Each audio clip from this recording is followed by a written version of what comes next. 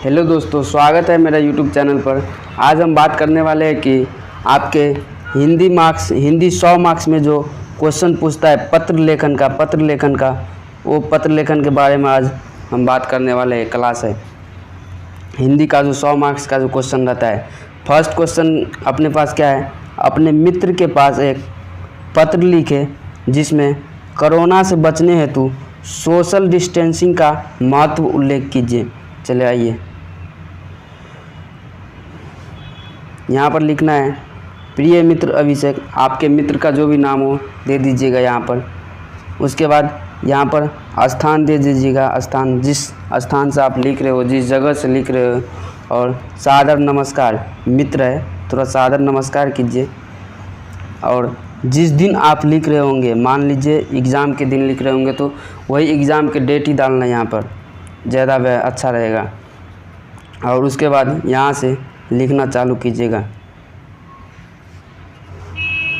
आपको मालूम है कि कोरोना एक वायरस जनित रोग है जिसने महामारी का रूप ले लिया है और समस्त संसार में तबाही मचा रहा है।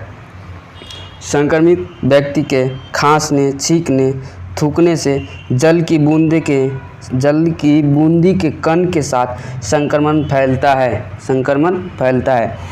आप सुने होंगे कि जिसको एक बार कोरोना हो गया उसके पास कोई आदमी बैठता भी नहीं था, उसके पास कोई जाता भी नहीं था, 1 मीटर का दूरी ही रखता था उससे, वो उसके पास भी कोई नहीं जाता था। इतना तो जानते ही होंगे, इतना कोरोना महामारी इतना भयानक रूप लिया था।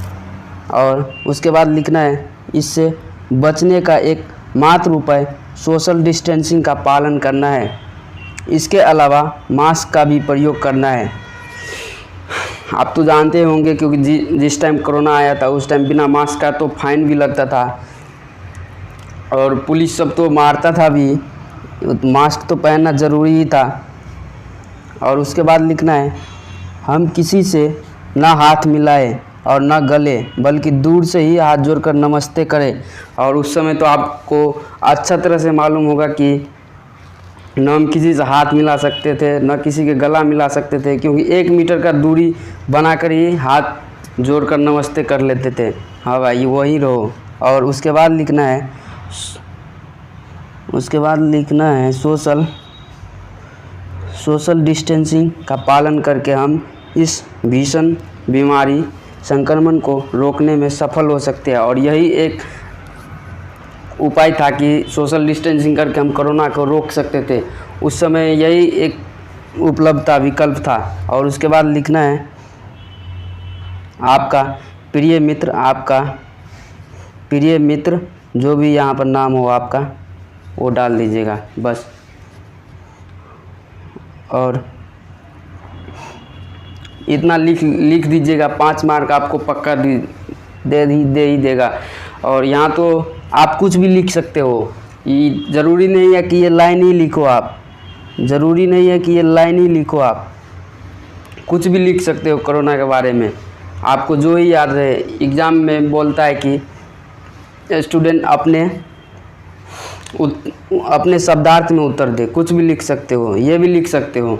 और आपको तो कुछ बहुत मालूम होगा कि कोरोना कितना भयानक रूप ले लिया था, पूरा संसार को तबाह कर दिया था। और चलिए अब दूसरा क्वेश्चन पे चलते हैं। दूसरा क्वेश्चन अपने पास क्या है, अपने पिता के पास एक पत्र लिखे जिसमें उन्हें अपने जीवन के लक्ष्य के बारे में जानकारी दें। आप क्या करते हो, आपका लक्ष्य क्या है जीवन का, क्या बनना चाहते हो, इसी के बारे में चलिए लिखते हैं। पहले तो आप यहाँ पे लिख दीजिएगा पूज्य पिताजी सादर प्रणाम। पूज्य पिताजी सादर प्रणाम, नहीं दिखा रहा है, रुको। पूज्य पिताजी सादर प्रणाम। और यहाँ पर स्थान, जिस स्थान से आप लिख रहे होंगे उस स्थान का नाम दे दीजिएगा और जिस दिन आप लिख रहे होंगे दिनांक दे दीजिएगा। और उसके बाद लिखना है आपका पत्र प्राप्त हुआ। पहले उसका पिताजी पत्र भेजा था, वही पत्र उसको प्राप्त हुआ। और वो बोलता है कि मैं यहाँ कुशलतापूर्वक हूँ और आशा करता हूँ कि आप सभी भी कुशल होंगे। आपने मेरे जीवन के लक्ष्य के बारे में जानने की इच्छा व्यक्त की है। प्रत्येक पिता का यही कर्म होता है, धर्म होता है कि मेरे बेटा क्या कर रहा है, अपने जीवन में क्या लक्ष्य बनाया है, उसके बारे में मैं भी तो जानूं, थोड़ा व्यक्त की है। और उसके बाद लिखना है, प्रत्येक अभिभावक की यही इच्छा होती है कि मेरा पुत्र शिक्षित, योग्य एवं सफल व्यक्ति बने। हर एक पिता का यही ख्वाहिश रहता है कि मेरा बेटा मुझसे आगे जाए और शिक्षित बने, योग्य बने, सफल बने। और उसके बाद मेरे जीवन का लक्ष्य एक कुशल शिक्षक बनना है। और सभी स्टूडेंट का अपना अपना लक्ष्य होता है कि मुझे ये बनना है, वो बनना है। और उसके बाद मैं एक अच्छा शिक्षक बनकर समाज की सेवा करना चाहता हूँ।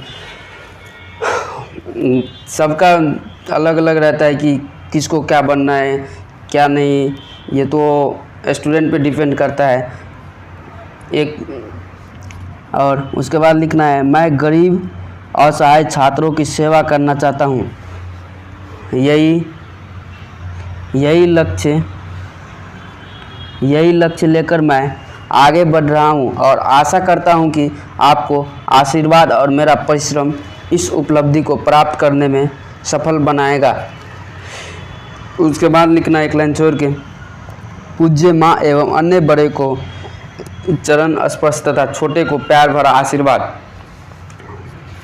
पूज्य माँ एवं अन्य बड़े को चरण स्पर्श, घर में जो भी है, माँ है, भाई है, बड़े भाई है, बड़े दीदी है, सबको चरण स्पर्श तथा छोटों को प्यार भरा आशीर्वाद। और जो हमसे छोटा है उसको प्यार भरा आशीर्वाद बोल दीजिएगा। यही लिखना है। आप कुछ भी लिख सकते हो, यहाँ तो मैं सिर्फ आपको एक सजेस्ट दे रहा हूँ कि ऐसा लिखना है। आप कुछ भी लिख सकते हो। एग्ज़ाम में तो बोलता है कि स्टूडेंट अपने शब्दार्थ में उत्तर दें, कुछ भी लिख सकते हो। यहाँ पर तो मैं सिर्फ एक सजेस्ट किया हूँ कि ऐसे ऐसे लिखना है। और उसके बाद तीसरा क्वेश्चन पे चलिए। तीसरा क्वेश्चन पे और उसके बाद लिख देना है आपका प्यारा पुत्र। उसी क्वेश्चन में आपका प्यारा पुत्र और आपका जो नाम है वो लिख दीजिएगा। और उसके बाद तीसरा क्वेश्चन है, ये प्रधानाचार्य को है। तीसरा क्वेश्चन है, मासिक शुल्क माफ़ करने के लिए अपने प्रधानाचार्य को एक आवेदन पत्र लिखें। चलिए इसको कैसे लिखना है मैं बताता हूँ। यहाँ पर सबसे पहले देना है सेवा में श्रीमान प्रधानाचार्य। उसके बाद जिस कॉलेज से आप हो उस कॉलेज पे का नाम दीजिएगा। यहाँ पे जैसे मैं यहाँ ले लिया हूँ साइंस कॉलेज पटना। विषय में आप क्या विषय में बात करना चाहते हो वो विषय का नाम लिख दीजिएगा। मासिक शुल्क माफ़ करने हेतु आवेदन पत्र, मेरा विषय यही है। और आप कुछ भी लिख सकते हो। और उसके बाद लिखना है महाशय और डैश देके सविनय निवेदन है कि आपके कॉलेज में 12वीं का छात्र हूँ। सविनय निवेदन है कि मैं आपके कॉलेज में 12वीं का छात्र हूँ। मैं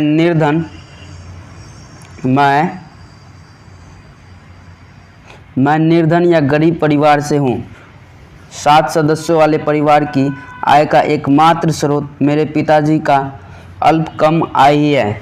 7 परिवार सदस्यों वाले परिवार की आय का एकमात्र स्रोत उसके पिताजी का कम आय ही है। 7 परिवार का, और वो उससे भी बड़ा बात है कि उस परिवार में सिर्फ उसका पिताजी ही कमा रहा है और वो भी कम आय ही है। और उसके बाद लिखना है परिवार का भरण पोषण भी सुचारू रूप से नहीं हो पाता है। परिवार में जो 7 सदस्य है उसका भी भरण पोषण, खाना पीना अच्छे तरीके से नहीं हो रहा है। उसके बाद लिखना है ऐसी स्थिति में मेरी पढ़ाई का खर्च एक अतिरिक्त भार हो गया है। ऐसी स्थिति में मेरे पढ़ाई का खर्च एक अतिरिक्त भार हो गया है।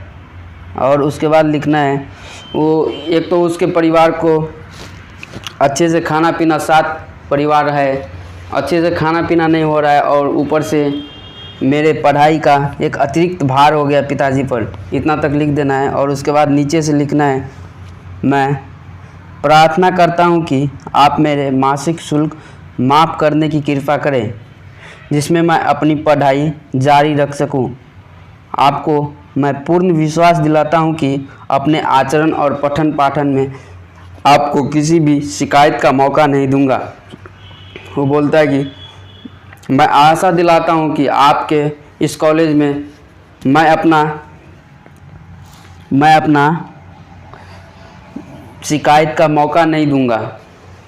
यहाँ तक लिख देना है और उसके बाद लिखना है आपका आज्ञाकारी शिष्य या छात्र, जो भी आपका नाम हो, आपका आज्ञाकारी शिष्य या छात्र जो भी आपका नाम हो यहाँ पर डाल दीजिएगा।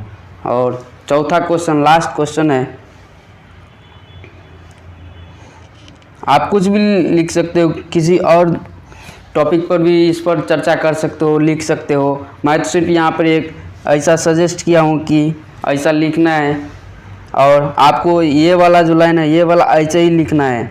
ये वाला जो लाइन है ये वाला ऐसे ही लिखना है। मासिक शुल्क माफ़ करने के लिए प्रधानाचार्य को एक पत्र लिखे।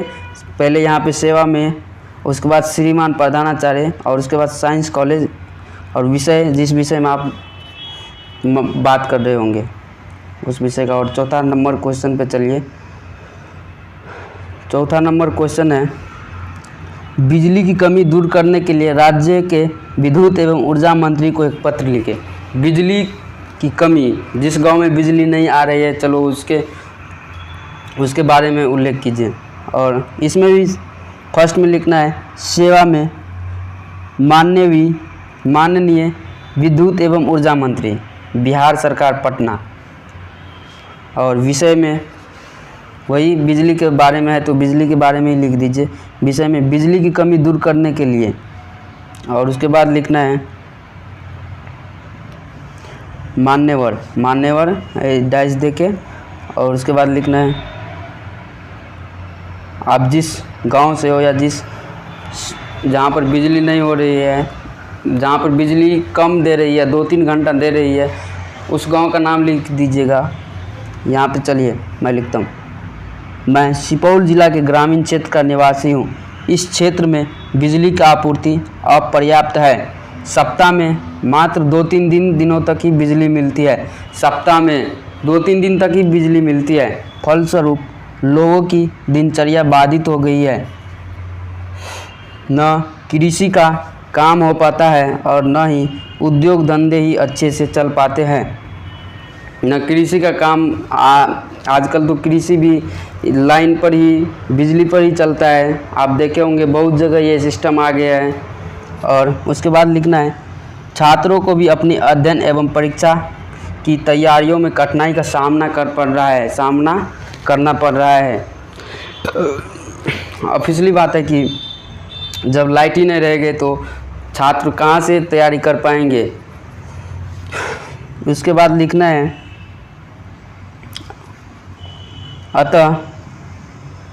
अतः आप महानुभाव से निवेदन है कि इस जिले के ग्रामीण क्षेत्रों में कम से कम 8 घंटे और नगरीय क्षेत्रों में 12 घंटे नियमित रूप से बिजली देने की व्यवस्था कर दी जाए। ग्रामीण क्षेत्रों, गांव में कम से कम 8 घंटे और जो शहर है उसमें कम से कम 12 घंटे दीजिए। और यहाँ पे थोड़ा महानुभाव से निवेदन है कि थोड़ा इज्जत से लिखने का भी एक ढंग होता है, वैसे ही लिखिए। और उसके बाद लिखना है आशा है कि आप इस निवेदन पर ध्यान देते हुए विद्युत आपूर्ति की समुचित व्यवस्था हेतु संबंधित को दिशा निर्देश देने की कृपा करेंगे। और उसके बाद लिख देना है आशा है कि आप इस निवेदन पर ध्यान देते हुए, उसको बोलता है कि आशा है कि इस निवेदन पर ध्यान देते हुए विद्युत आपूर्ति की समुचित व्यवस्था हेतु संबंधित अधिकारियों को दिशा निर्देश की कृपा करेंगे। वो बोलता है कि आप अपने उच्च अधिकारियों को ये पत्र भेजिए और ये बिजली जो नहीं पहुंच रही है उसको भी जानकारी दीजिए। और उसके बाद लिखना है सधन्यवाद, दिनांक जिस दिन लिख रहे हो और भाव दिए किस गांव से हो। और इसका पीडीएफ आपको हमारे टेलीग्राम चैनल पर मिलेगा। टेलीग्राम चैनल भी है, यही brains education class, brains education class. मैं इसका लिंक, टेलीग्राम चैनल का लिंक डिस्क्रिप्शन में डाल दूँगा, डिस्क्रिप्शन में इसका लिंक मैं डाल दूँगा। इसका PDF वहाँ से आप डाउनलोड कर लीजिएगा। चलो आज के इस क्लास में इतना ही रखता हूँ, मिलेंगे दूसरी क्लास में, तब तक के लिए बाय बाय।